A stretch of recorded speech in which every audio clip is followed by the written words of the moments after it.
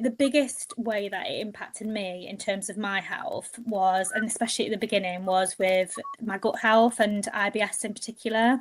It's really strange because I feel like if there's a study now, like the correlation between teaching and teachers who have IBS, like the amount of teachers I speak to, and they're like, oh yeah, I struggle with my digestion, I struggle with IBS. And it seems to be like the stress from the job, it's such a way of manifesting itself in you.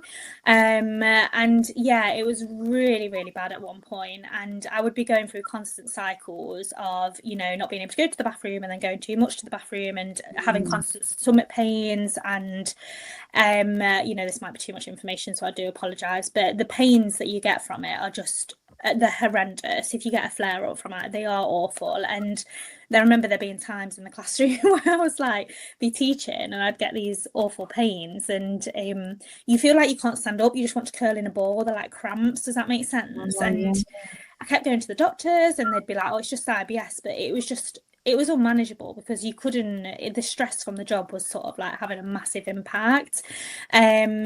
Not only that, it was my skin that really flared up as well. So really flared up in terms of like, especially around my jawline. And I think that was hormone related, but the stress from the job was having that impact as well.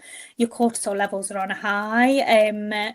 So yeah, that was sort of the main area where I really noticed, and I thought, actually, you know, it's not just about going to the gym and not being able to get that in. You know, I can manage the gym a few times a week, that's fine. I can keep my level of fitness up, but it's actually having such an impact on my health now. So I think it got to about year three of my teaching career, and I was like, I really need to make a change and do something about it. And that's when I was like, right, this is where I need to start prioritizing myself around the job.